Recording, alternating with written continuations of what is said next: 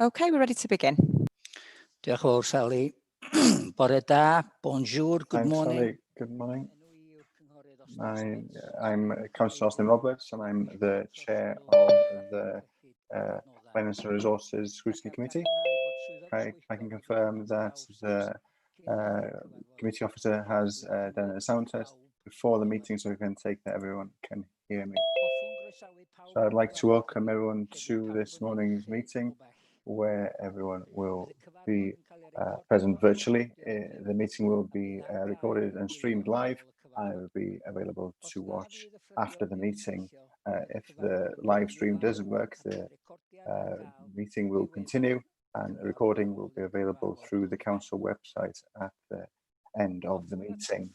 I'd also like to remind members that translation is available, and you can select your language. If you wish to speak, use the raise hand button. You can also use the chat feature, but note that possibly I won't be able to monitor the chat facility during the meeting. Microphones will be switched off. If you have stated you wish to speak, you will be invited to switch on your mic. If you leave your device for whatever reason, make sure that you've switched the video and the microphone off. Okay, then we'll move on to the agenda. So first item, apologies for absence. No apologies received, Chair. Thank you. Item number 2, declarations of interest. No? Okay then. We'll move on then. Item 3, urgent matters. None, no urgent matters. Item 4, minutes of the previous meeting. We have to approve the minutes of the meeting held on the 7th of the 12th, 2020. Are there any proposers that the minutes are correct and it has to be a member of the committee? I'll propose, Chair. Thank you, Smith. Thanks, Councillor. I'll second, Chair. Thank you. Thank you. Chair, just one change. I had sent my apologies in for this meeting. Okay, I'll ask Sally to change the minutes as appropriate. Okay then. Can I just have you to raise your hands just to ensure that everyone is in agreement and approve? Thank you. I can therefore confirm that the minutes have been approved. Item number 5, questions to cabinet members. No, not aware of any, Chair. Okay, thank you. Okay, item number 6, and the first item on the agenda proper to review the forward work programs, and this is being taken by Dawn Hughes. Good morning. Thank you, Chair. Morning, members. So for the purpose of recording and live streaming, my name's Dawn Hughes and I'm the Scrutiny and Committee Services Officer for Conway. As you can see, the forward plan for the finance and resources are on pages 18 to 26 of your agenda packs. Can I just advise you some small changes to the forward plan since it was last published? In relation to the business planning framework, the draft capital programme for 21-22 is due to be presented to the next meeting on the 1st of February. And the strategic director is hoping to present the budget reductions and revenue business cases to one of the meetings in February as well. In relation to the play provision task and finish group, I think this was brought up last meeting. That is now due to meet on the 2nd of February to discuss the recommendations to scrutiny. So that's the update I have, Chair. Lovely, diolch yn fawr, Dawn. Lovely, thank you. Any questions to Dawn? I think Councillor Wood has got his hand up. Councillor Wood. Thank you very much. Thank you, Chair. For members of the public, my name's Councillor Andrew Wood from Gelly Ward and Abergelly. I've got a couple of questions on the combined work programme.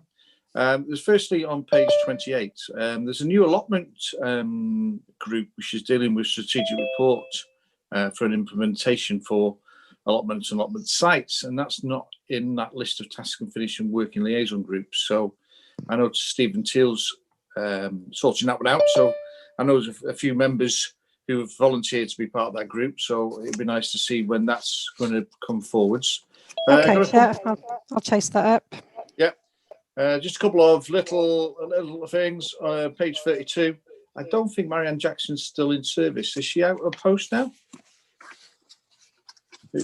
Her name's on the responsible officer for that. Okay, thank you. Okay. Page 40, Victor Turner, who I know is out of post because he's left. Right, okay. Couple of questions, please. Just bear with me while I get some. Firstly, on page 35, the leases. Leases to be granted in terms of assets by county value. No problem with those. Who scrutinises those? We used to scrutinise the leases and so on and so forth. I know Cabinet are going to look at them or scrutinise them. Who does it beforehand, or is it just come direct from Bledon? That's one question. And the next question is going to be, you'll have to help me with this from my memory. It's page 42, Escol Eris. There was a joint education and skills and financial resources, and we asked them to come back every 6 months from the financial position. It goes to the education committee. Should that come back to finance resources as well, or the audit committee, or is it just been dealt with education and skills? That's my queries over with. Thank you. Can I take the last one first, Councillor Wood? The ARIS report from ARIS, we have actually had it. It's with our finance department at the moment, and it might be that it's just a report for information. They're just going through it to make sure it's okay. The chairs and vice chairs have agreed. I think it can just go to education, but obviously if you wanted it to come to finance, that's absolutely fine. In relation to the leases, normally leases assets go normally straight to Cabinet. Obviously, unless there's something to scrutinise, and it will come via this committee. Okay, thank you, Rich. That's fine. Thank you. Iawn, diolch yn fawr. Okay, thank you. I don't have anybody else who's raised their hand. So can I ask for members to raise a hand if they agree with the forward work programmes? Okay, thank you. We'll move on then to item number 7. So the interim settlement and indicative budgets 2021 and 22. Andrew Kirkham to present this item. Good morning, Andrew. Morning. Sorry, Chair, isn't it the leisure one first? I'm sorry, it's the leisure one first. Sorry, Chair, your notes are the wrong way around. I'm sorry.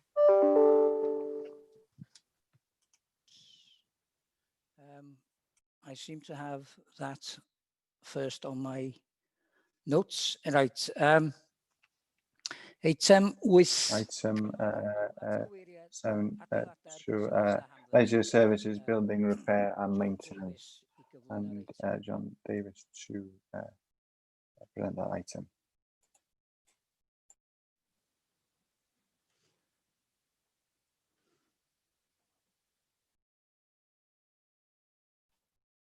Loud. I think there's been a mistake. I think it should be Mali Titswell, because I can see Mali is there. Good morning. Mali, very sorry about that. No problem. Okay, so brief overview of the report that's been sent to you for approval. The key points are that there's a £2.5 million backlog in repair and maintenance in leisure services. Leisure Services has been working with Steve Teal and Gary Williams in facilities management within ERF to create a prioritised works schedule from the leisure building condition surveys.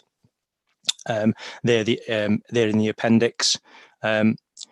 The repair and maintenance annual revenue budget in leisure is annually overspent, and about 12 months ago, Marianne Jackson and Barbara Birchall identified that the KEDS Community Enterprise Development Grant Scheme was potentially an opportunity to repurpose to address some of the problems of the repair and maintenance within leisure services. After conversations with CVSC, the grant is now not required due to other grants such as Gwyntamore and other sort of COVID-related budgets at the minute for the voluntary and third sectors. So much so that there was only 2 grant applications received in 1920. Along with this application, Leisure will be submitting capital business works cases for the remainder of the works within the report and within the appendix. So the report has been to accountancy, and within the first trench of immediate works within the report that have been prioritised by Steve and Gary in facilities management, and we've calculated that it's £739,600 of immediate works. The total of the calculations of the repayments of the work that's obviously the repayments are commensurate to the life of the works, and this creates a total of 57,636 per annum. And the KED's revenue budget is 99,500 per year. So this can be more than covered by that grant revenue line. The remainder of the money will be kept behind for fees for repair and maintenance, and for facilities management, and for a contingency pot due to some of the works being visual priority at the minute. As I mentioned, the works will be managed by facilities management and ERF. We're planning to use the KEDS revenue pot from 21-22 financial year, which is next year. As you'll see in the report, there's support from Councillor Gronwy and Councillor Louise. And obviously the recommendation is to use this revenue line to capitalise the works, the money for the works, to allow Leisure to progress some of the building issues that it has, to be in a position to support the return to facilities post-COVID, and obviously to deal with the current health issues within the county. Thank you, Chair.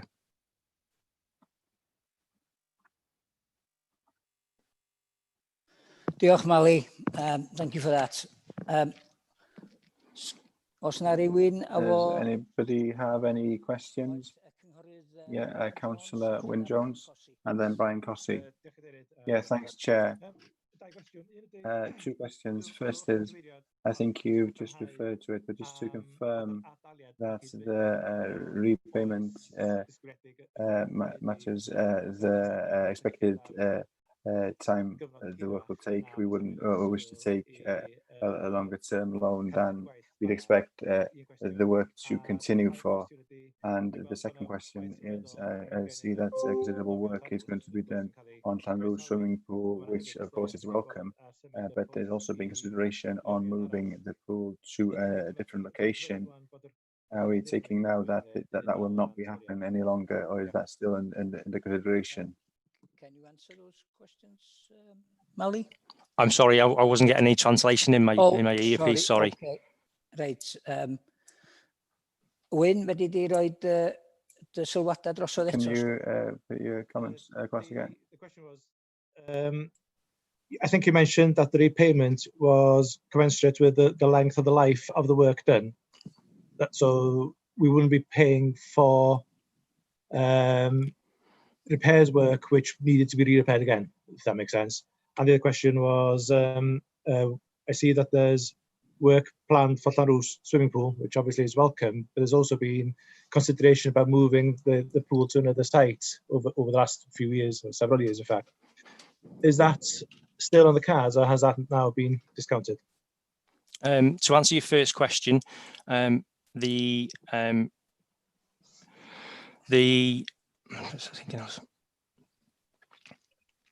commensurate time of the works is from ERF. We've been given a timeline of certain types of work, so building works over 40 years, internal works over 25 years, and specialist works over 10 years. So the repayments will be based on the type of work, so we won't be paying for it more than once. So we'll be paying for the lifetime of the work itself. In terms of your second question with Llanrwst, yes, there is works already in there. We're actually currently refurbishing the changing rooms in Llanrwst pool as we speak, from another grant that we've been successful for through Welsh Government Sport and Leisure Recovery Fund. But in terms of the sort of second part of that question around the pool being moved, at this point in time, these works will keep the pool open until such time in the future that decision can be made. Lovely. Okay, Diolch thank yn you. fawr. Ti'n hapus, Wyn? Are you happy with that, Wyn? Iawn, lovely. Diolch yn fawr. Okay, thank you. Brian Cossi and then Councillor Harry Saville. Thank you, Chairman. The first point is a bit facetious. Was it page 72? It's interesting that Colwyn Bay Leisure Centre is moving to Mostyn Broadway. But there you are.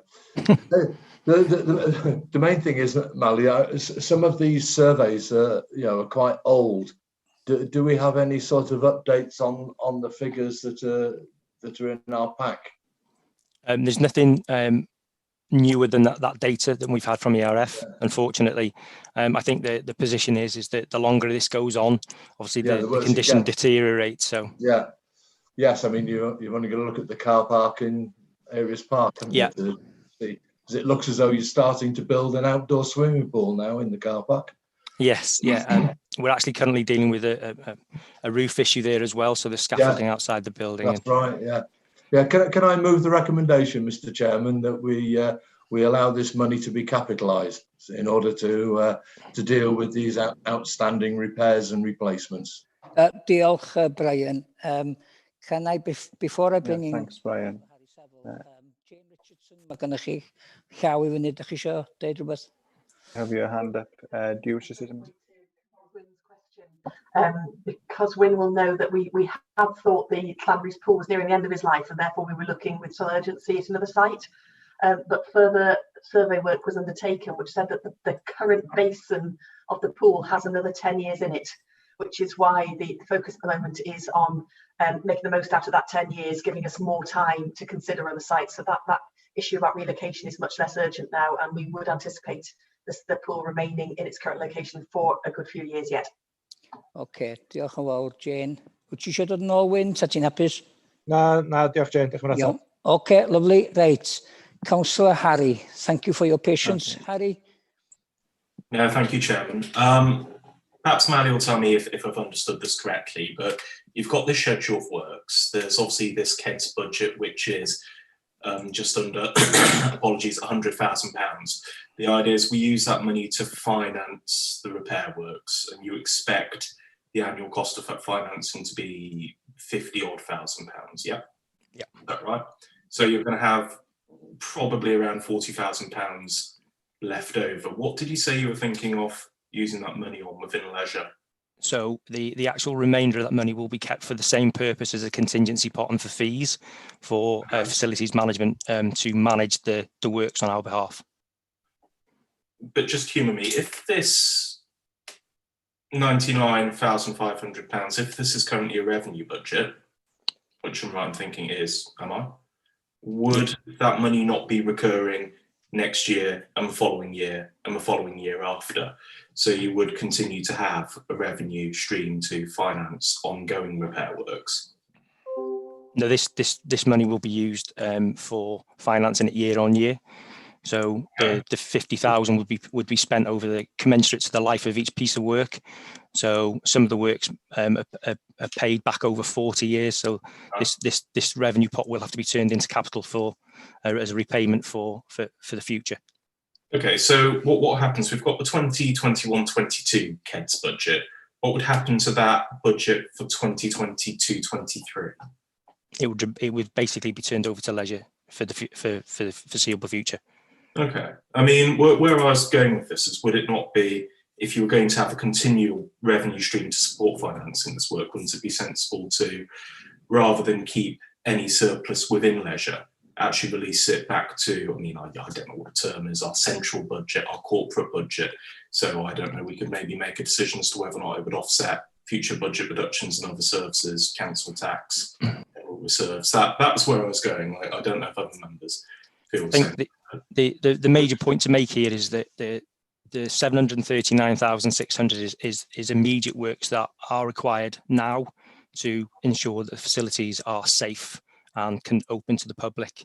The actual total of the R&M issue in leisure is 2.5 million. So the idea is that we'd need to use all of this. So my intention in the report is to turn it over to leisure completely. Okay, right. Yeah. Iawn, Harry? Okay, Harry? Happy? Yep, very good. Iawn. Councillor Anne McCaffrey, and then I'll be looking for a seconder for Brian Cossey's proposal. Anne. Thanks, Chair, and thanks, Mally, for the presentation. I think I'm a bit confused here because I don't know, there's a bit of a trend for me in terms of this report with other reports. Two things seem to be being raised. One, that we stop a community grant funding fund that's been in existence for quite a number of years. And the second is that we've obviously got an issue with the repair and maintenance for some of our leisure facilities. And I get the argument in terms of the leisure facilities because there is quite a bit of information within the report.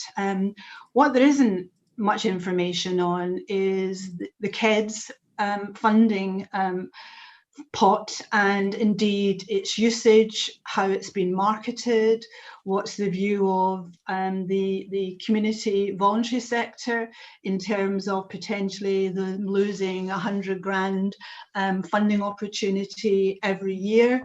I don't think I've seen within the feedback any feedback from, for example, the lady who is head of CVSC in terms of knows what the sort of the needs are and coordinates it.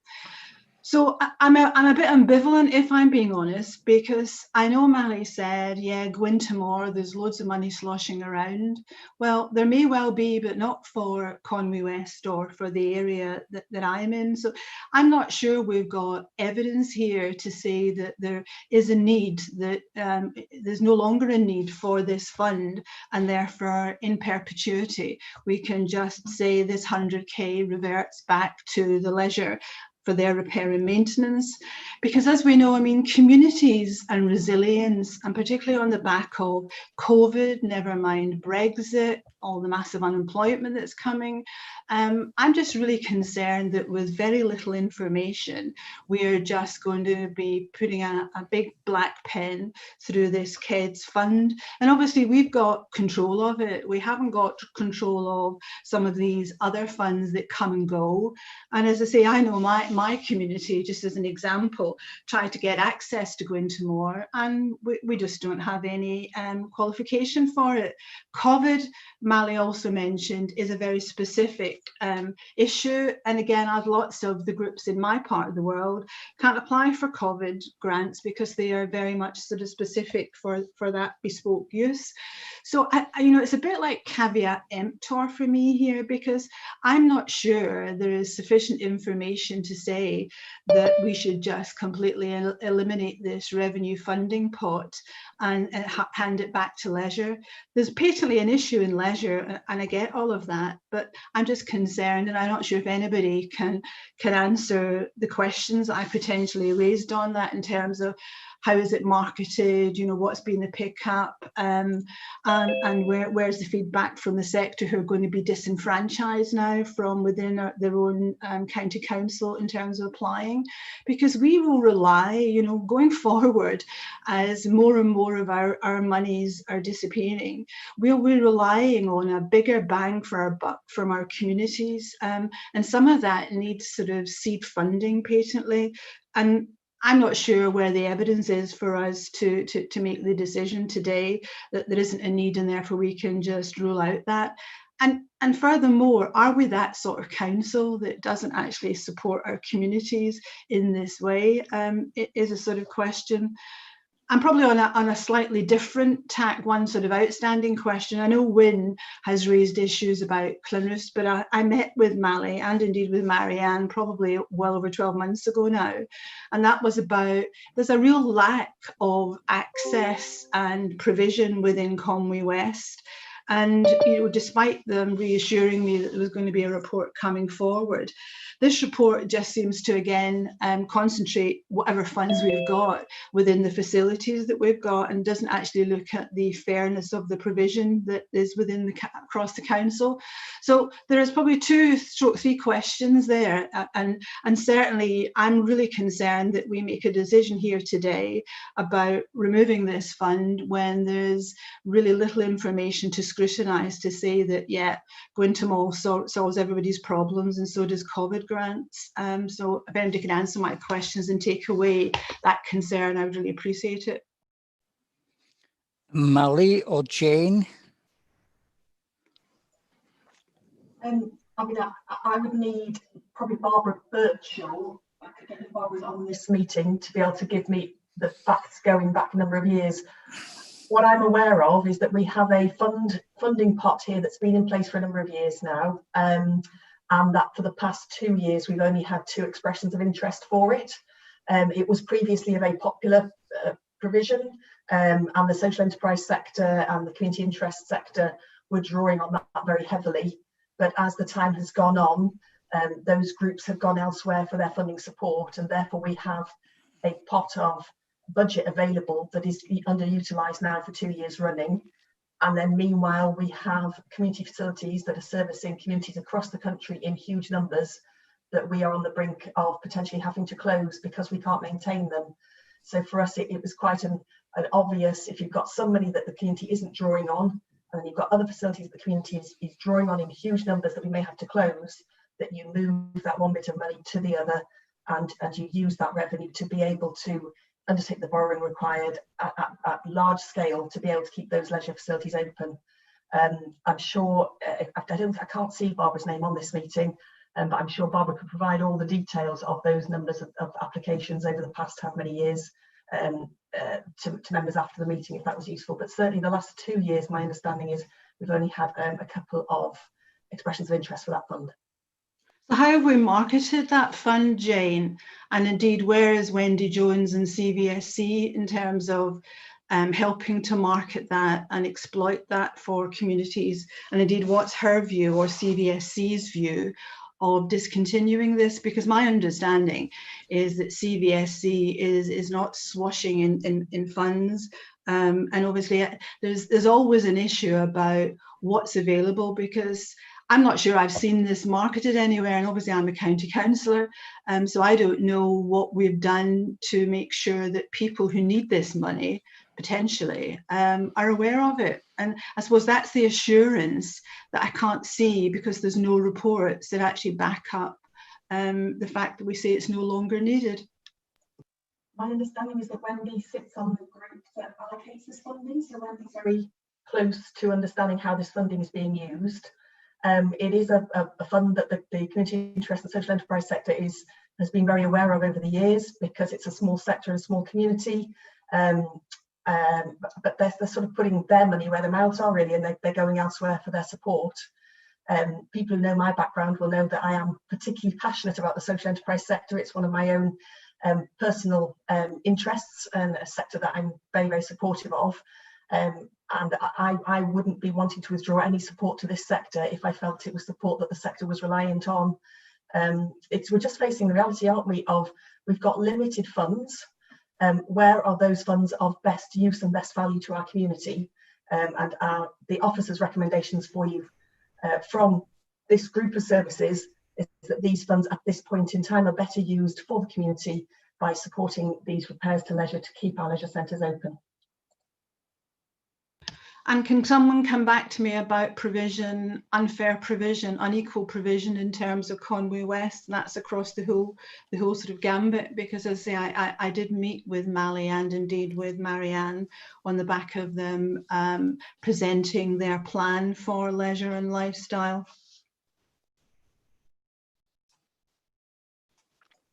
Yeah, I'm not sure I quite understand.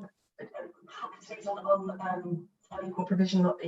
Very happy to have discussions. I'm just not too sure whether that what exactly you're referring to there, Councillor. Are you saying unequal provision of leisure?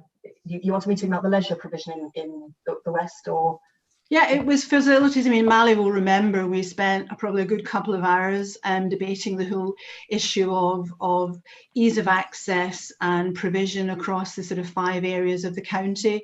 And very much when you look at provision, there's great provision in 4 out of 5 of the geographical areas, but Conway West has got very little, and obviously it costs a lot of money to travel, to access, and I just wondered where the levelling up agenda was, and I was assured at the time that there was work being done, work being commissioned to evaluate provision and to look at, you know, what our future plans should be, because this was on the back of a report that was about the future provision of leisure and lifestyle sort of activities. I mean, perhaps Mally is the better person to respond since he was part of the meeting that I had. Yeah, and just to come in on that, I remember the conversation with Marianne in Coipella. So I think the plan was to obviously do some investigative works, but obviously the point where COVID arrived, our service basically stopped. It's not something that, you know, is kind of dead in the water. It's something that I've got to write a strategic plan for leisure for the next 5 to 10 years. You know, we're in a COVID situation that's never happened before.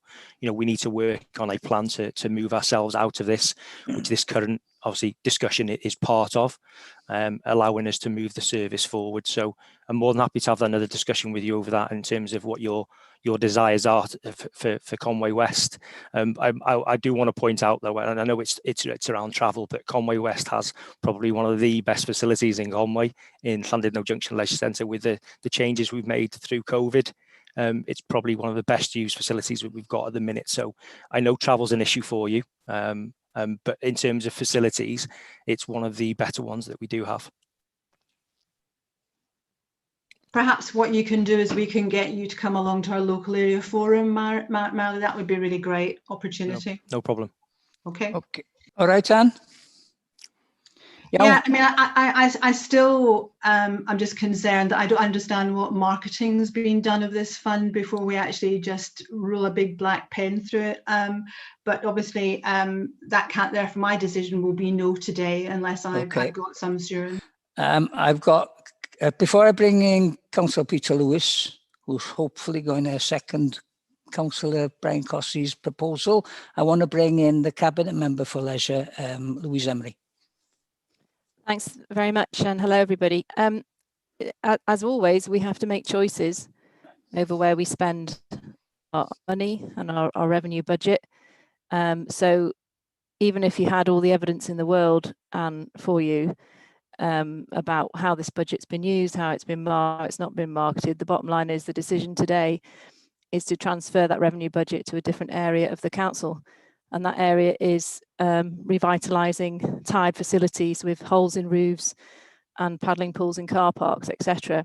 And, you know, saying that we don't do things for the community is a bit strange, really. I think it would off we count any facilities that we got, and that if we don't start investing in them. So the community would definitely be upset and say that we're not delivering for them if we don't maintain the leisure facilities that we've got, which are so important. So I think that's just a decision that Scrutiny have to make. And then secondly, about the facilities in the West, as you say, it's to get Louise, can I ask you to turn your video off? You keep cutting out, so we can't quite hear you. Thank you. There we go. Just related to the facilities in the West, you forget that the border with Gwynedd, Llanfairpwllgwynedd, a lot of residents from there, and this is only anecdotal, I don't have any hard facts. They use Bangor swimming pool, they use Bangor facilities, which again is 10, 15 minutes, perhaps a little bit more by the time you've got there. So I just don't buy that the West don't have any facilities at all. So I think it's just a decision that Scrutiny have to make today about where they want that budget to be spent. Thank you. And if I could just come back, Chair.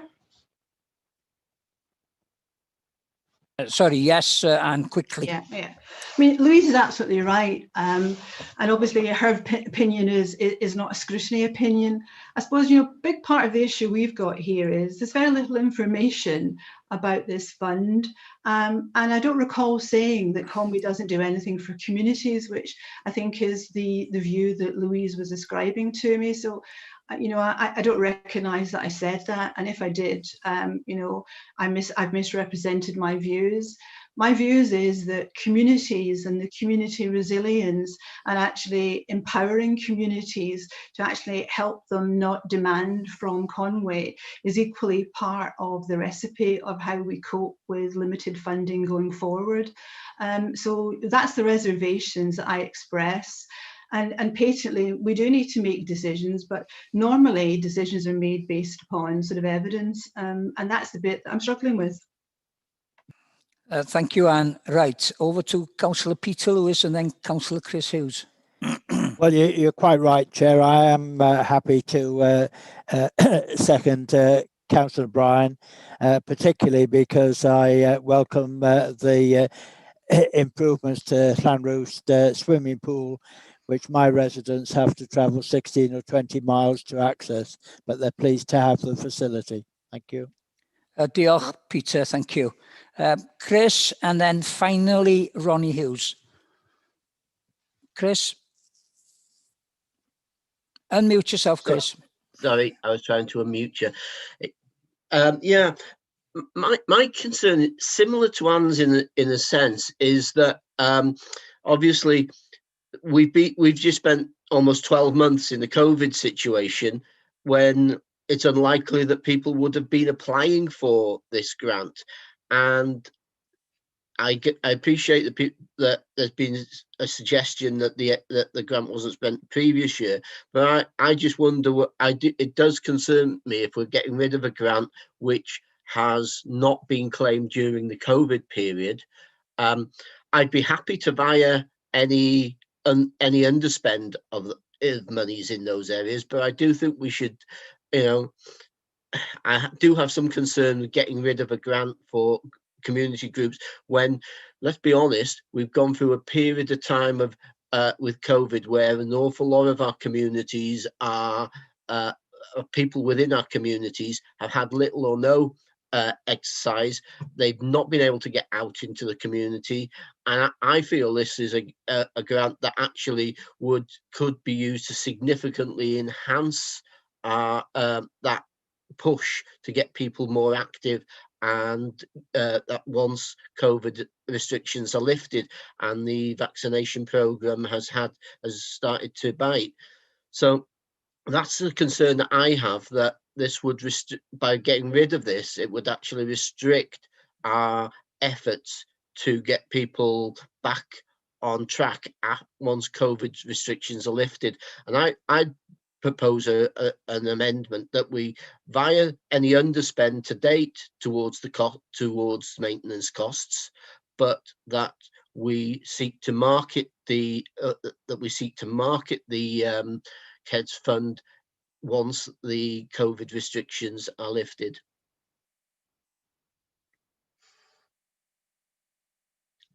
Thank you, Chris.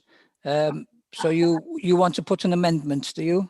Yeah, my amendment is that we, via the any underspend in the budget over the last 2 years, to address the maintenance issue within leisure, but that we then seek to market the scheme later in the year once the COVID restrictions are lifted and people can get back to some form of normality.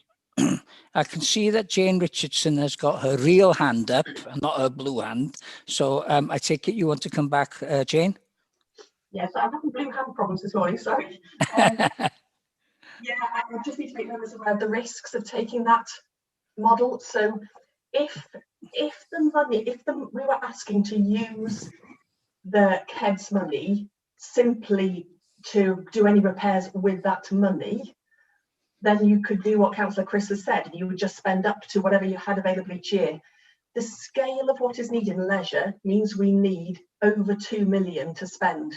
And therefore what the KEDS money is doing is financing our borrowing to undertake that repair in essence. So it's more like having a mortgage, isn't it? You know, you've taken out a massive loan to do the work, and you need to know each year you can pay that borrowing off. And that's what Mally and the team need. So if we were to rely simply on any underspends from the KEDs each year, well, then we'd never know how much we had, and we wouldn't know that we could repay that loan, which wouldn't give us the confidence to be able to undertake the repairs. And if what, Councillor Chris, if what you're really talking about is you seem to be talking about there about enabling people to get out and about, get back into their kind of routines, healthy ways of life, surely keeping our leisure centres open and enabling people to take advantage of those is the best way to go, particularly as one of the ones that's most at risk is the AES swimming pool, where we've got tiles coming off. There's a real risk that we would have to close that swimming pool. So for wide community benefit and getting back into healthy ways of living, all of our team as officers feel very strongly that keeping our leisure centres open, using this money over many years is the only way to go. Chris, do you still want to go ahead with your amendments, or are you happy to withdraw after what Jane has said? I understand the I understand Jane's the point that Jane makes, but we're being told by UK government that austerity is over, that more funds will be coming out of government. Louise Emery made the point last week at a meeting that I was at that more money will be coming out of the UK government to address issues, and hopefully that will lead to more money for local government. But we're talking here about an unknown quantity. We could get rid of this, and within 12 months' time, we could be awash with money if the government does what we're told it's going to do. And it just concerns me that that until 2 years ago, this was quite a well-used fund, as far as I recall. So you want to continue with your amendments, yeah? I'd like my amendment to stand. Okay, Chair. fine. Right, before we go to Ronnie Hughes, is there a seconder for Chris Hughes's amendment? Councillor Andrew Hinchcliffe, are you seconding it? You are. Okay, so we have got a seconder for Chris's amendment. Right, Councillor Ronnie Hughes. Thank you, Chair. It's one of these dilemmas, isn't it? You're damned if you do, and you're damned if you don't. It's about, with the finance through the authorities. But, picking up what Councillor Chris said, what we have to remember as well, the community groups had been inundated doing food parcels. They haven't got time to fill the forms in. They haven't got time to look for funding. They've been feeding people. That's what they've been doing. From Llanfyddin, Penn, Junction, Conway, all up the valley, they've been feeding. There's got to be a simplified system somewhere for community groups to come in, because I can tell you from the community groups that Philip and I sit on, it is difficult filling these blooming forms in and looking for funding. And I got to pick up on what Anne says. I remember going back, and I could see Ewan on the screen, and he'll remember Gwyntamole. When Gwyntamole was coming and looking for a planning application, they promised the earth. All the community groups can have this. But when it came to pass, Llanfyddin and Penmawr weren't included. Everywhere else to the east was included. When the real flats were in there, we went in the equation. And this is what I say to the members. Yesterday, there was a conversation about a nuclear power station in Wilver and the new wind farm coming along. And I do say to the members on the west of the authority, you'll be able to see these wind farms, and they'll be coming to this council looking for a planning application for us to go through, because it'll have to come to full council. We need to really tie them down this time with the funding streams. We need, and I'll say it again, a simplified method for the community groups to come to the wind farms. They've been successful up the valley because they're progressing with the wind farms and the monies. But I think Conway's had a bad deal from this. And I think that if we're going to be looking to the future and funding's going to be tight, we should be looking to that wind farm to look after the coastal belts of Conway. Please remember what I'm saying now. because they will be coming to you and they will be promising the earth. Make sure they deliver. Diolch, Ronnie. Right, Councillor Nigel Smith, and then finally Councillor Gronwy Edwards, and I'll be going to the vote. Thank you, Chair. Thank you for allowing me to speak. Well, yeah, Ronnie, I agree with some of the things you said there.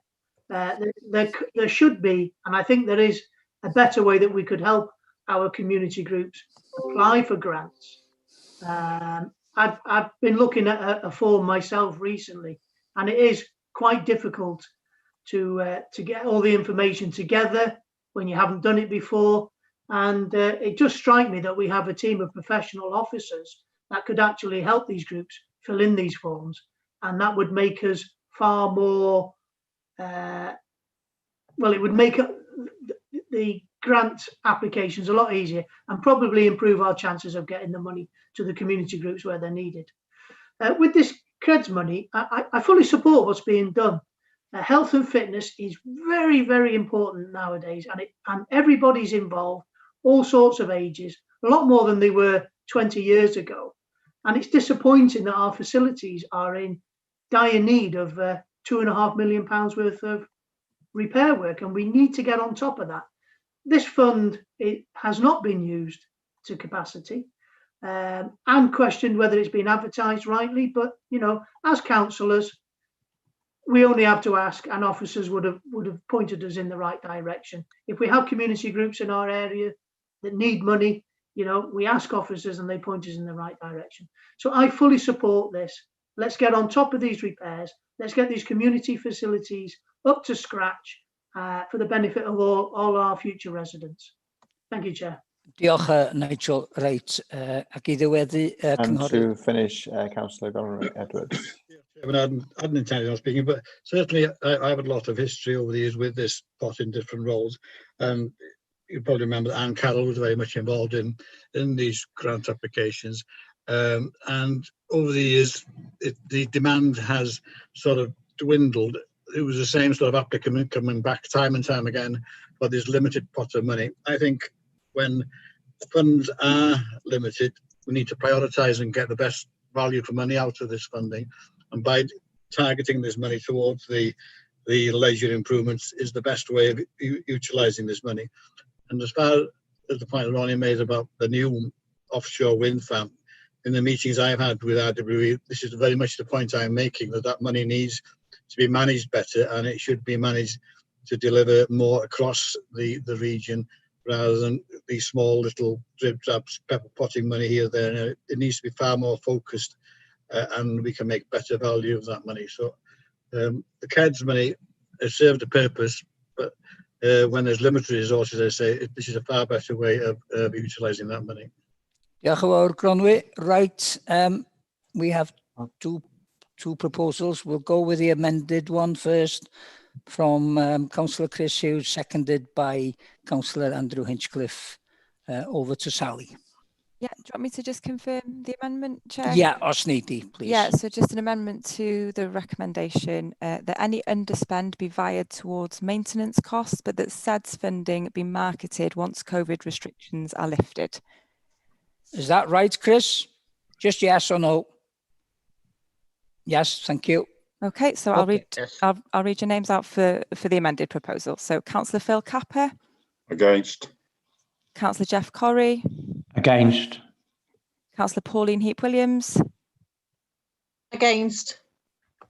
Councillor Andrew Hinchcliffe. For. Sorry, Councillor Brian Cossey.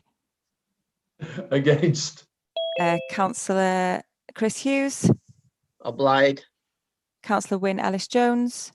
Yn erbyn. Against. Councillor Peter Lewis.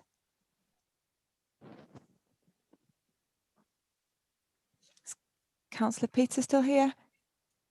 Yes. Yeah, sorry, Peter, I didn't hear that. Against. Against, okay, thank you. Councillor Yvonne Lloyd. Yn erbyn. Councillor Amber. Is that my name, Sally? I didn't hear it. Yes. Yeah, for. Councillor Dave Rees. Against.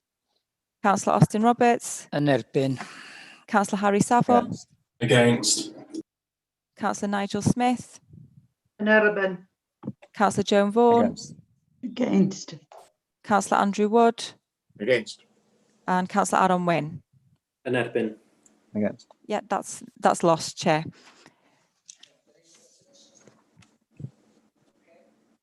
Iawn, mae hwnna wedi golli, so dyn ni'n mynd am That's cynnig. lost. So we go for a vote on a proposal of Councillor Brian Crossy, which has been seconded by Councillor Peter Lewis. So over to you, Sally. It's in the report. So Councillor Phil Capper. For. Councillor Jeff Corrie. For. Councillor Brian Cossey. For. Councillor Pauline Heap-Williams. For. Councillor Andrew Hinchliffe. Against. Councillor Chris Hughes. Against. Councillor Wynne Ellis-Jones. Aye. Councillor Peter Lewis. For. Councillor Yvonne Lloyd. Blaid. In favour. Councillor Anne McCaffrey. Due to lack of information, against. Councillor Dave Rees. For. Councillor Austin Roberts. For Blaid. In favour. For. Councillor Nigel Smith. For Blaid. Councillor In Joe favour. Vaughan. For. Councillor Andrew Wood. For. And Councillor Aaron Wynne.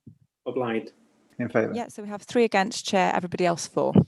Diolch, felly fydda i Thanks. gadarnhau. So I can confirm that that proposal has been passed. Okay, then we move on to item number 8. So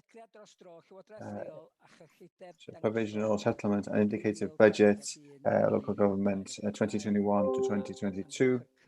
Andrew Kirkham to present. Thank you, Chair. I'll move to Appendix 1, which provides the detail sitting behind the report and the recommendations. We'll go through it together, and I'll just highlight relevant parts within the Appendix 1, which starts on page 81. So the introduction basically covers the fact that on the 22nd of December, the Welsh Government announced the Provisional Settlement, and as members and people generally know, the Provisional Settlement provides around 73% of spendability for local government, with the balance being made up from council tax. So the settlement, the aggregate external finance, AEF, is really important to local government in Wales and obviously in England as well. In the background, this just raises the point that we're just talking about the Conway part of the council tax as distinct from the full council tax, which includes the police and community council precepts. So when we turn to the provisional settlement, Appendix 2, in that you can see the statement from the Welsh Government that explains in summary what the settlement's all about, and provides in a table at the end of that appendix the position across Wales.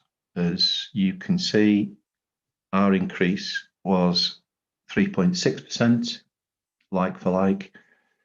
The Welsh average was 3.8%, and we were positioned 17th out of 22.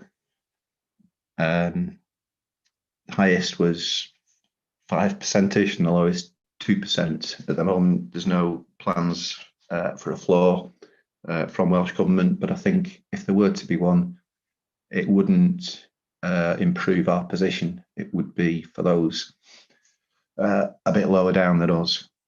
So we'll have to wait and see about that.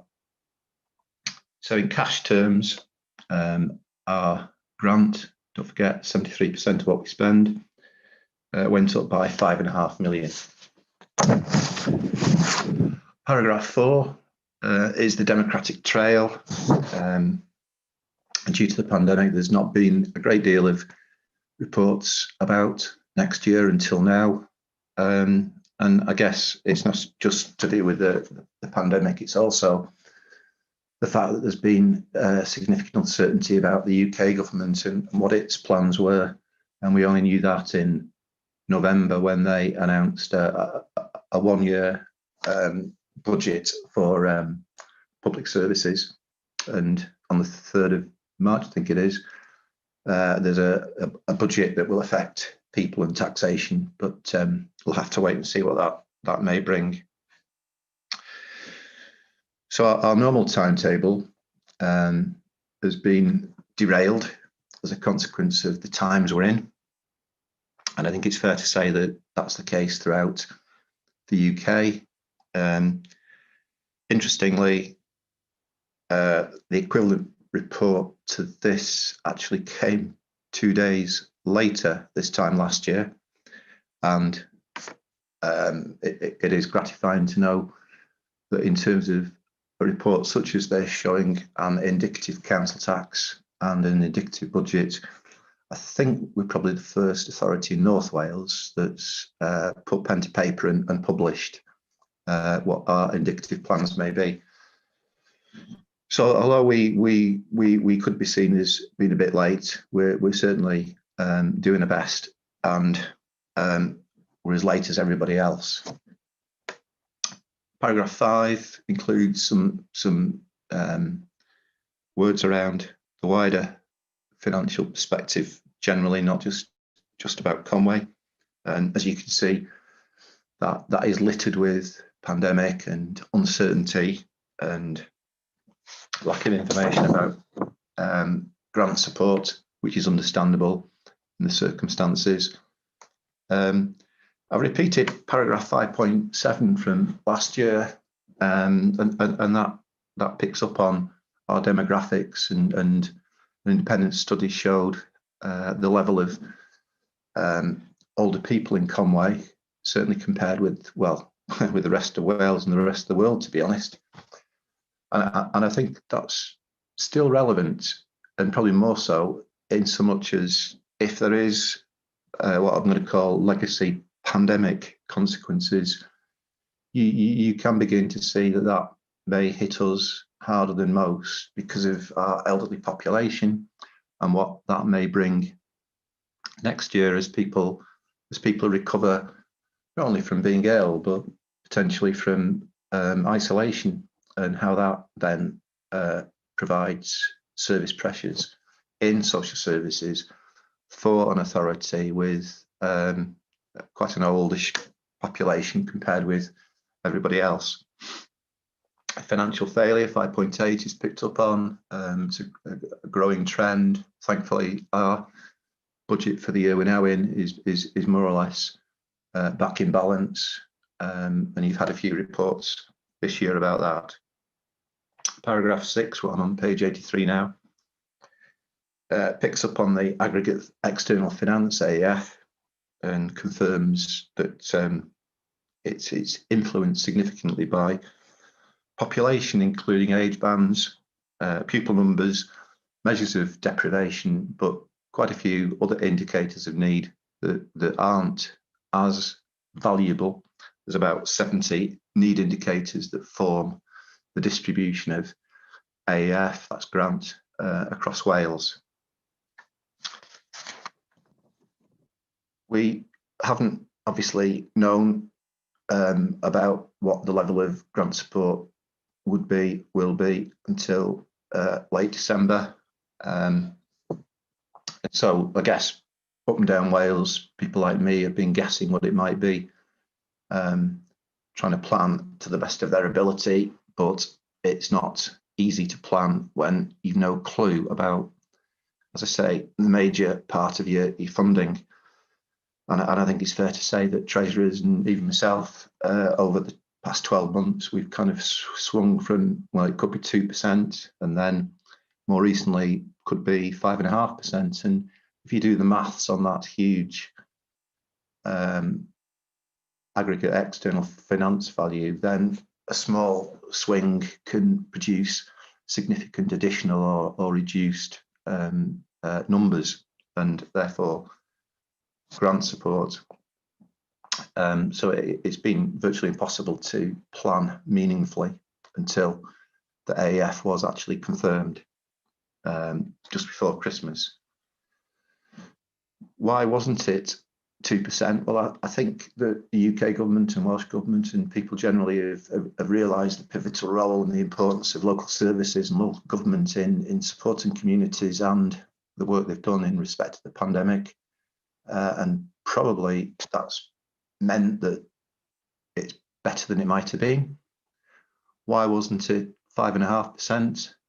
I think the major reason there is that the Chancellor in November announced a pay pause for most of the public sector, and therefore a pay pause meant reduced pay award pressures.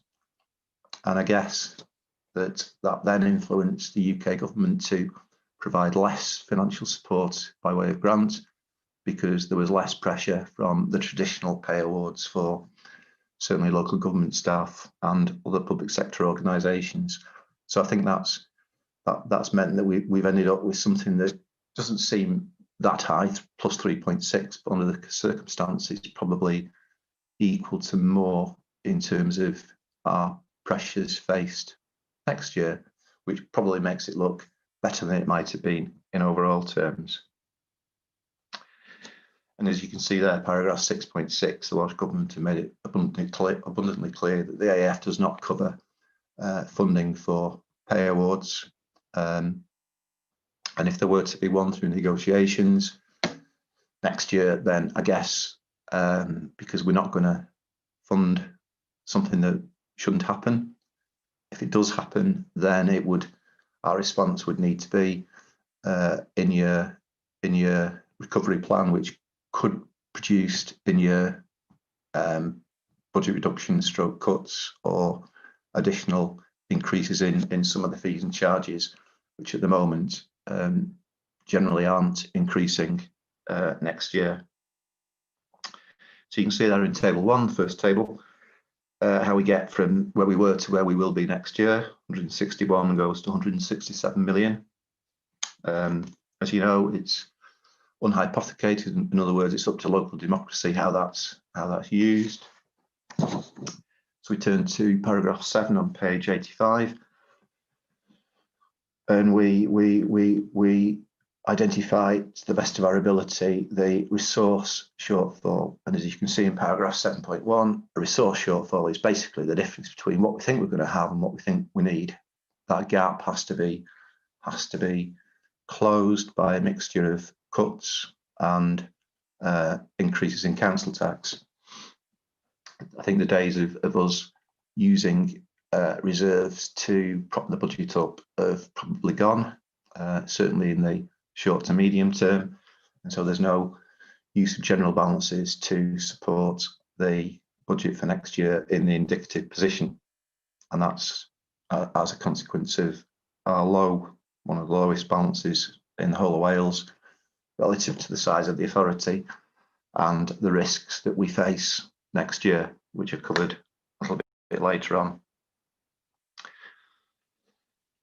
So in terms of how we're going to deal with the resource shortfall of just over 3 million, council tax increase and budget reductions, I think it's fair to say that budget reductions in many of our big services, schools, education support to schools, social services, environment, roads and facilities, those big front-facing services, you really got to ask yourself, is it right to be looking for cuts, budget reductions in some of those services in times like these? And I certainly think we need to be really careful, and hopefully you'll agree with that. You then move away from the front-facing services to the support services, and I guess they've been the easier target in previous years, but the support services have supported the frontline services. They've made sure people have been paid. They've made sure that business grants, nearly £60 million, have been distributed and processed to our local businesses on behalf of Welsh Government. The public health issue in regulatory the regulatory services. They've been key in supporting the homes in terms of infection control, advice, etc., and enforcement. Housing through the homelessness, they've done some fantastic work reducing the homeless problems around here in these difficult times. So you begin to come back to, so, you know, even the kind of non-traditionally front-facing services, is it right? Is it possible? Is it proper to cut them in times like these at levels of previous years? And again, I think it's not, and hopefully you will agree with me. We turn to table 2 on page 86, basically to how we mathematically get to a position of a resource shortfall of 3.881 million. So table 2, page 86, and that's a summary. And that summary is taken from appendix 4. And as you can see, in the year we're now in, we haven't got those pressures. Next year we will, and therefore they add to what we need in terms of budgetary provision next year compared with this year, set against an increase in the AEF, the grant cash terms of 5.5 million. So when you add the school pressures, the education pressures, you can read it, you can see the figures. They mean that we will need to deal with more expenditure next year than this year in the sum of 3.8 million. That's what we need to close, reduce. The funding gap needs to be dealt with, and this report is trying to provide a picture of how that can be done. It's interesting, isn't it, that if you mathematically look at the words and the figures, the pressures centre around the things that we've talked about: social services, schools, education support, environment, roads and facilities. So the pressures, the money that we're looking to put in places are the places that you would expect them to be, because they are the front-facing services that need to continue and carry on to support the community, again, during these very difficult times. We turn over to paragraph 8, and the revenue business cases, as I say, they're in, I think I said appendix 4 before, sorry, appendix 3. They're just the words and the figures, the actual explanation that will be coming to your next meeting. But at this point in time, the indicative budget assumes, not that it may be the case, but it assumes that all the revenue business cases are supported. But again, you can see from the £5.7 million worth of pressures for the revenue business cases, where there is an element of choice, I guess. The lion's share lives in social services, education, GoGarth support, that's a specialist school, environment, roads and facilities, and school. So they're the business cases, again, directly addressing pressures within and need within our major front-facing services. So we come back to addressing the resource shortfall. And before we do that, it's worth reflecting on table 4 on page 88, when you can see our kind of history over the past 8 years, what you've had to do, what we've had to do in terms of addressing prior year resource shortfalls and the cuts that have been made and the efficiencies in the name of budget reductions, come to £65 million in those 8 years, which is stark, isn't it?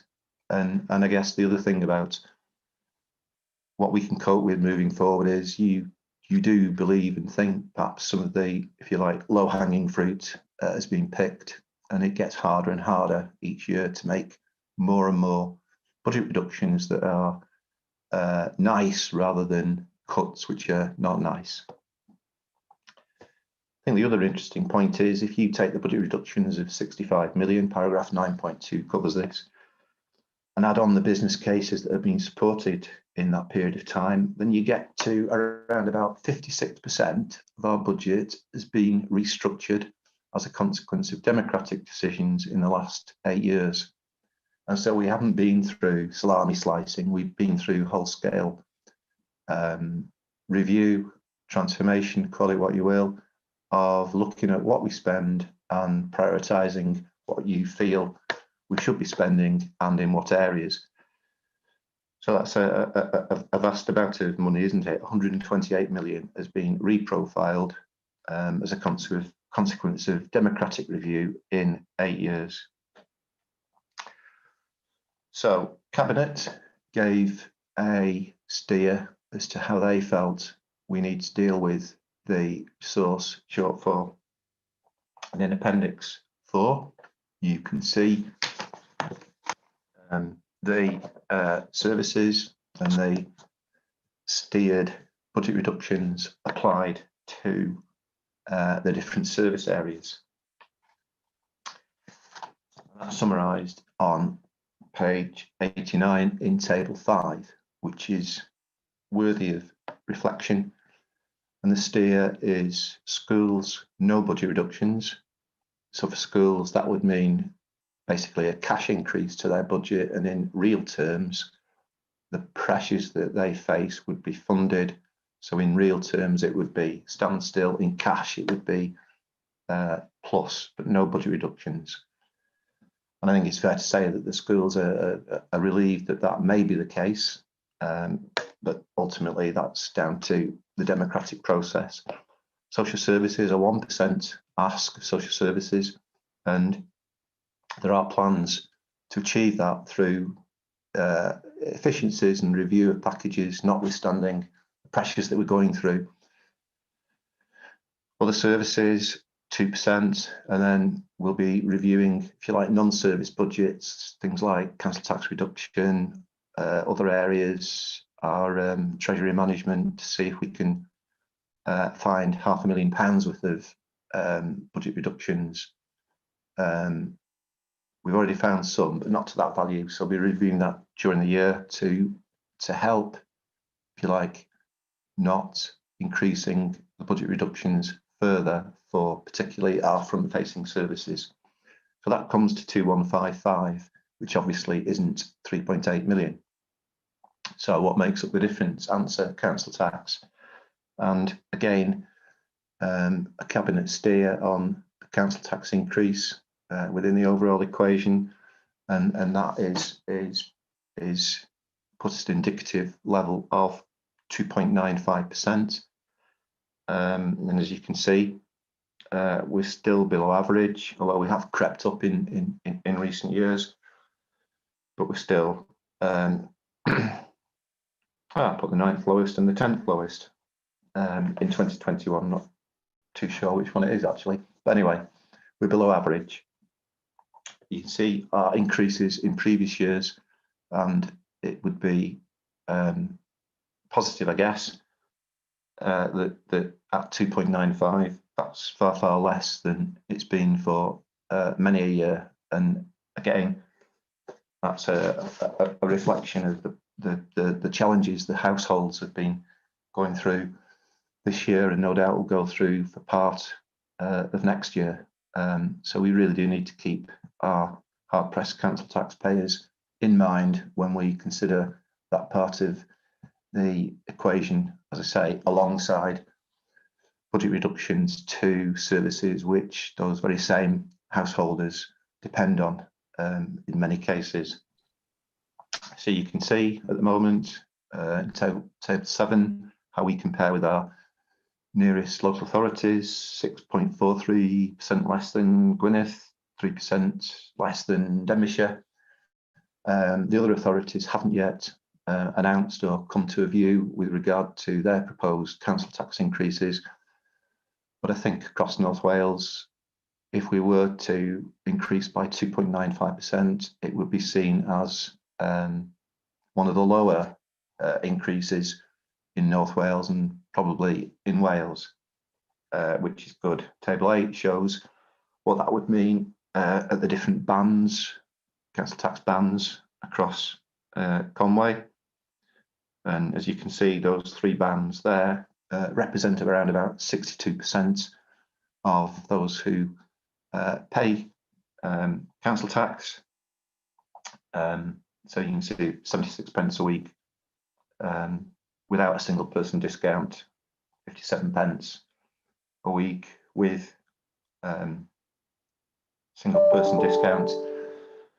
And obviously those who are entitled to council tax support, irrespective of any increase, would still continue to pay 0 because Welsh Government are continuing with their council tax reduction scheme, which again is good news. Reserves and balances, paragraph 11, not too long to go, don't worry. Page 91, you can see we've got general balances in the middle of that table, 2.3 million, lowest in Wales, and not much in other areas, if I'm being honest. And I guess we need to keep that in mind. Table 10, to a large extent, shows why, and we have been supporting different things in the budget in previous years. As an aside, one of the reasons the resource shortfall for next year is less than it has been for a while, apart from there being no pay award pressure, is because we didn't use reserves and balances, non-recurring funding in 2021. In previous years we have done, and that kind of put us on the back foot in terms of starting off with a deficit in the following year. So it's good that we've kind of weaned ourselves off using reserves, general balances just to prop up recurring expenditure. The risks, paragraph 12. Well, there's loads of them, isn't there? And if you look at table 11, and I think this needs to be put into some kind of perspective. I was a bit shocked when I started writing the risks. Usually you trot out the normal ones from years gone by, many of which have materialised this year. Some, thankfully, have never happened. But the top 2, I'll just read them. Pandemic-related additional expenditure is not fully funded or not funded by Welsh Government, and pandemic-related loss of income is not funded or not fully funded by Welsh Government. Now, those 2 risks are new, and they are what we've been experiencing this year, and that risk is minimised because the Welsh Government has more or less funded additional expenditure and lost income. But there is the risk, is there not, that that funding may not continue at the same level for next year.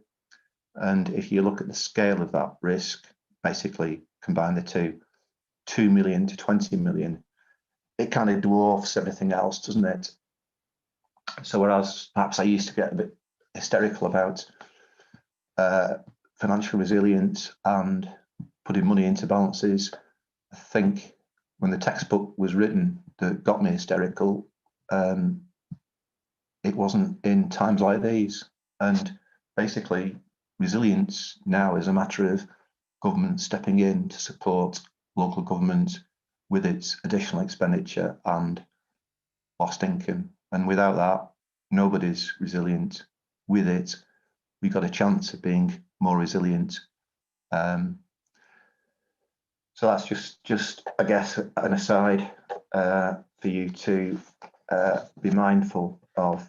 As I say, a couple of pages of risks, and we come in paragraph 13 for options for members to consider. As you can see, it's based on the provisional settlement, as will the actual final budget and the council tax increase, because the final settlement comes out the day before our budget setting process. Welsh Government are not expected to change the settlement much, if at all. We've got the recommendations that are required there for you to consider. That's the budget reduction levels, indicative council tax, etc. And then traditionally we put something about beyond 21-22, and again, planning for beyond 21-22 will be very difficult until the government has conducted a longer term comprehensive spending review, until we understand where the pandemic is going to end and how it's going to end. And I guess the hope is that whatever happens beyond 21-22, it will be far, far better than the year we're now in. And therefore, it's pure speculation, in my view, to do what we usually do and what we're expected to do, which is a medium-term financial strategy, looking into the next 5 years. It's just not credible under the circumstances that we're in, even though the textbook says it should be done. In terms of conclusions, just want to reinforce the fact that in terms of our cash additionality and our proposed priorities, Cabinet steer is very much towards a budget that supports our schools, our social services, our services generally, and tries its very best to minimise the council tax increase. Services have worked really hard to the best of their ability, trying to support the information for you in this paper for the budget. Not been easy. As I say, we still haven't got everything that you deserve, but we've all done our best. But I can't emphasise how difficult it's been to bring this together, and it will be pretty similar to bring the next report and the report after that together, which will end up in council. You've got the thankless task, paragraph 15.5, and I guess that thankless task and the challenges ahead, you will have the support of a new Director of Finance and Resources. And in all probability, that person is probably watching to see how we are coping with these financial challenges. So my message to that person is, I hope that you continue to support Conway in the way that Conway deserves to be supported by I was going to use the Daily Post, a finance guru, but by a Director of Finance who cares about services and our council taxpayers. So that's it. Chair. Well, diolch yn fawr, Andrew. Thanks, Andrew. Report, and I'm sure, I'm hoping that this isn't or won't be your last Finance and Resources Committee meeting. I know you're leaving, but I think you will be attending at least one more. But in case I'm wrong, can I convey on behalf of us all our grateful thanks for all the work you've done over the years for this council. Speaking on a personal note, when I first met you, I was very suspicious of you.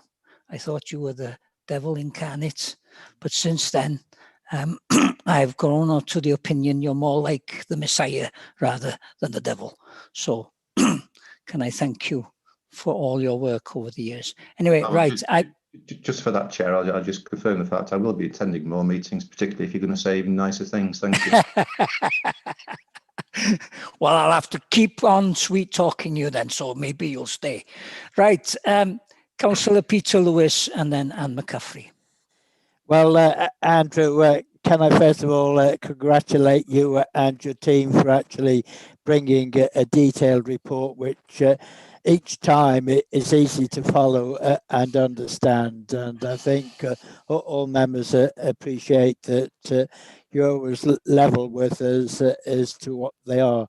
I've just got a couple of questions to you, and I think from your earlier comments, you're obviously not in hysterical mood, so I guess the answer is probably going to be in the affirmative anyway. But referring to table 11, which is on page 94 in terms of the risks, we're quite conscious that each year, of course, the caveat that you give is that the budget, as always, has inbuilt risks. My question to you really is, obviously facing the aftermath after a very difficult year, whether or not you perceive those risks greater this year than previous years.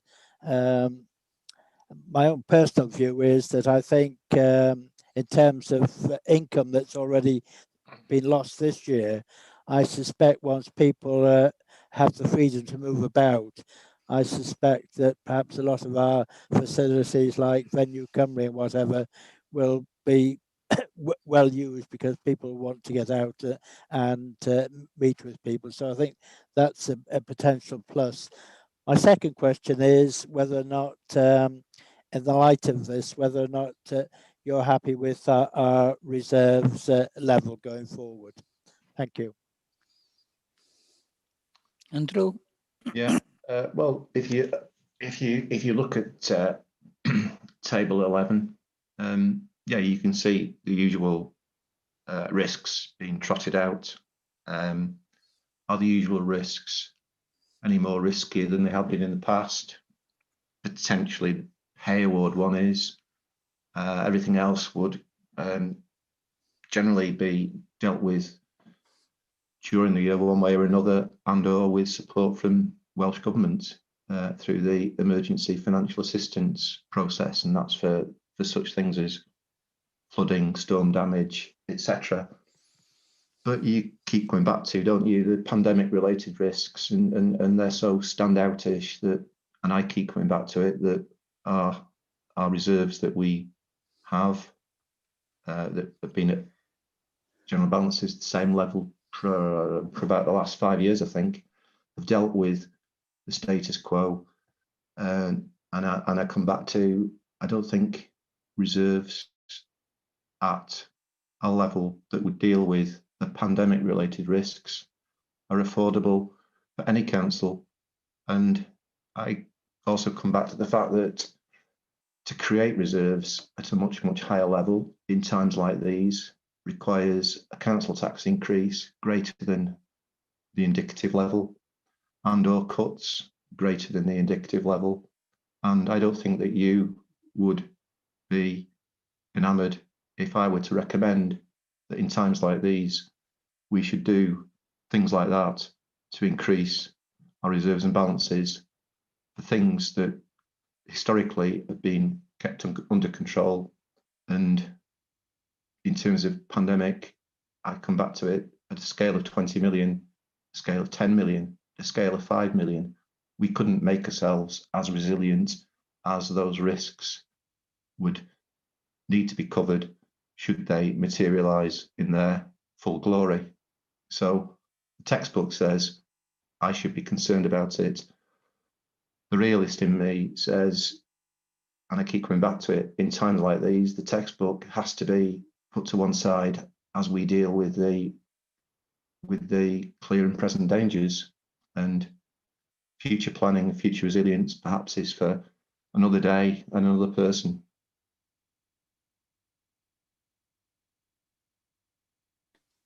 Are you happy with that response, Peter? Yes, thank you. While I'm speaking, I'm happy to propose recommendations 13.4.1 to 4.3, Chair. Thank you, Peter. Councillor Anne McCaffrey. Thanks, Chair, and thanks, Andrew. I mean, we would all want to commend Andrew and the team for their effort and the absolute struggle it must have been in producing this report in these unprecedented times. I think that needs saying rather than goes without saying. And I do agree with your statement, Andrew, that the pandemic legacy will hit Conwy residents harder given our demographics, and the impact of that is absolutely yet to be felt. What I would say, as I am concerned, as you'd probably expect me to say, about the affordability of the cabinet steer, that it should be 2.5 of an increase of our council tax, because very, very, very many of our residents will not necessarily be able to afford this, and they will potentially fall through the council tax sort of mitigation scheme as well. In other years, 2.95 would be seen as very reasonable, and certainly more affordable. And I do again commend you for attempting to get it down to that sort of level compared to previous levels. But some things do worry me, I have to say. It is a fact that those on lower incomes are bearing the brunt of this pandemic in all sorts of ways, whether it's to do with health or whether it's to do with jobs, etc. And I think the scale of unemployment, even now, is absolutely blurred by furlough and the variety of support schemes that the government has put in place, and quite rightly so. I think also the Brexit impact on job losses is absolutely yet to be realised, and there's a scary future ahead in terms of that, now that we're actually starting to see the reality of it. And I think a couple of other things just to say before I get to the nub of what I want to say is, obviously here in Conway, we are in the bottom quartile of wages. In fact, I think we're probably in the bottom 3, if I remember rightly, in terms of weekly wages that our residents bring home to fund their families and make ends meet. And that's why I've got this concern about even a 2.95 council tax increase. Now, when I look at page 86 and obviously your figures, and there's a definite 3.881 million resource shortfall. And that's what's driving you to come up with a 2.95 increase in council tax. If we were able to get some certainty on the school pay pressures, which is obviously just below 2 million of that 3.8 million, it would have a significant impact on the need for a 2.95 increase in council tax. So it did lead me to think, well, I do remember in the past we've had lastminute.com coming out of Welsh Government, whereby they actually have fully funded school pay pressures. And I wonder, if you confirm, has it been a year when Welsh Government haven't funded it? And indeed confirm what sort of impact would it have on the 2.95 council tax increase if we were to be able to take that just short of £2 million school pay pressure out of the equation? And have we and can we write to Welsh Government, if you like, demanding, if that's the right word, that we've actually got the absolute upfront decision now rather than waiting till later in the year, when they may well fund it, and therefore they need to put this pressure now on our residents, in actual fact would sort of disappear down the track. So I don't know if you can answer the detail of that, Andrew, but that's what's fueling my concern about 2.95 for a lot of people out there is even not really particularly affordable. So is there anything we can do about that 8.45 million school pay pressure to take the council tax even further down? Thanks.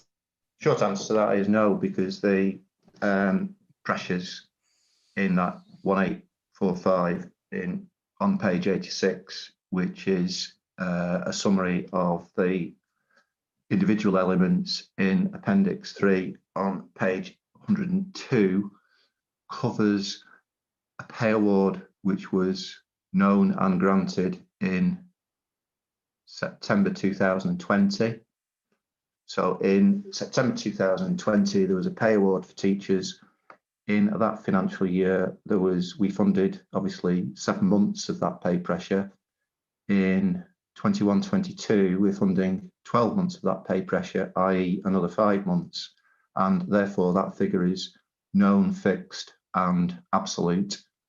Welsh Government have made a contribution within the settlement. It's referred to in the Appendix 1 because they gave a top-up grant in the year we're now in for the teachers' pay increase, which they are including in the settlement for next year in respect of last year's pay pressure for 5 months, if you see what I mean. The other element of the pay pressures for schools and for teachers is the contractual increments that teachers will be entitled to, and that comes to the 600,000. So again, that's known, that's unavoidable, that's costed, and the answer is we've never had funding for that. If there is funding, it's wrapped up in the overall settlement. So again, that's unavoidable. So of whatever we said, that's 1.330 million of the 1.8 million. The rest of the school pressures is contractual inflation, 100,000, and then contribution towards maintaining the IT support for schools, 100,000, and then a rural grant, maybe not recurring next year. We're not absolutely certain about that, which takes in 75, and I guess that 75 is something we have to wait and see about. So the answer to your question, unfortunately, is there's not much we can do about those pressures, and those pressures are known and have got nothing to do with an uncertain teachers' pay award for September 2021, because that is not budgeted for. You want to come back quickly, Anne? No, that's fine, thanks. Okay, thank you. Right, Councillor Nigel Smith and then Councillor Harry Seville. Thank you, Chair. Well, Andrew's already answered my my question, but I think this indicative budget is recognition of the hard work that Andrew and his team have done. It also recognises the hard work that our council departments have done in bringing forward savings over the years that I've been a councillor. Has been absolutely amazing. I think Welsh Government have challenged us as a council by giving us some of the worst settlements in Wales, and Andrew and his team have risen to that challenge.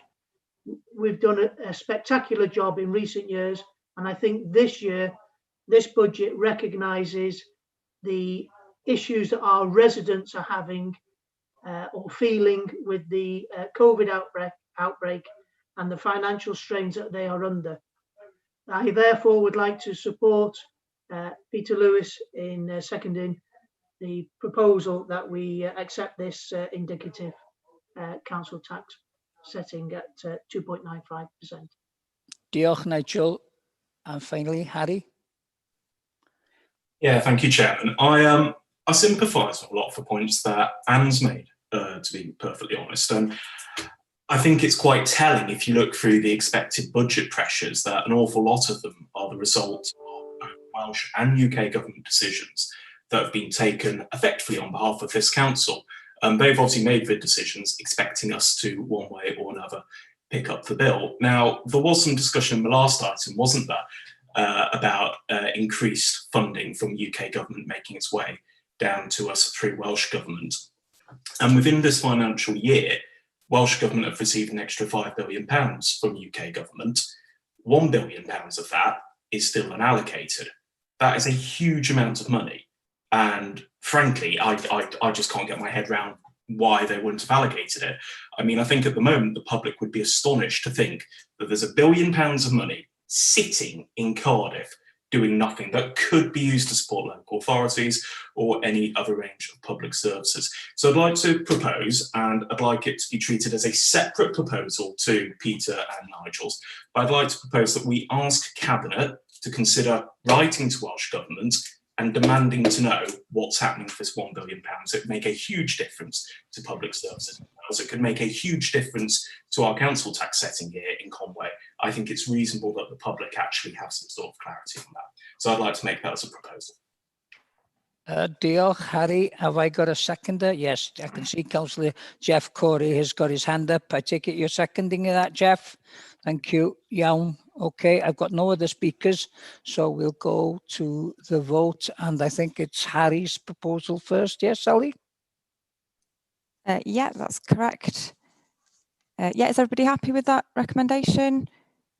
Yeah, okay, so I'll take a vote on that one. Okay, Councillor Phil Capper. For.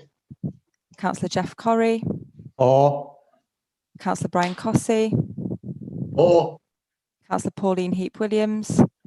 For. Councillor Andrew Hinchliffe. Against. Councillor Chris Hughes. For. Councillor Wynne Ellis-Jones. Applied. Councillor Peter Lewis. For. Councillor Yvonne Lloyd. Applied. In favour. Councillor Anne McCaffrey. For. Councillor Dave Rees. For. Councillor Austin Roberts. Applied. In Councillor favour. For. Councillor Nigel Smith. Applied. In favour. Vaughan.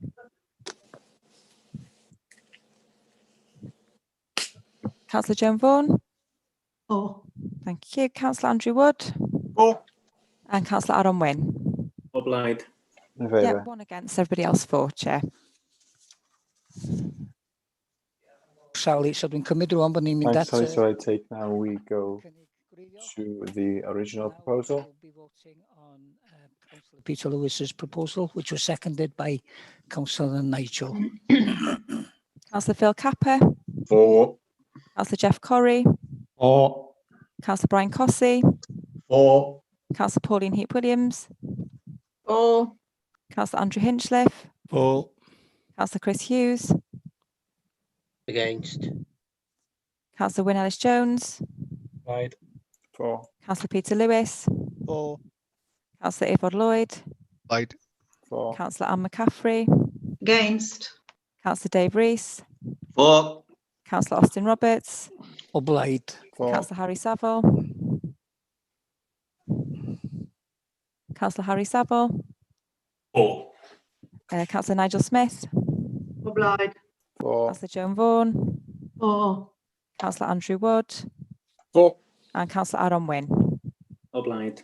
For. So that's 2 against, Chair. Everybody else for. O, diolch yn fawr, Sally. Thank you very much, Sally. I can confirm, therefore, that the proposal has been carried. Okay, friends, we've come to the end of the meeting. Can I thank you all for participating in these discussions? And can I, in particular, thanks to those who've contributed with reports, Dawn, Mally, and Andrew. Thank you for your contribution. And can I also thank Sally and Berwyn? And there we are for the time being. Bye. A mwynhewch gweddill eich And enjoy the rest of your day. Bye now. Hi, everybody.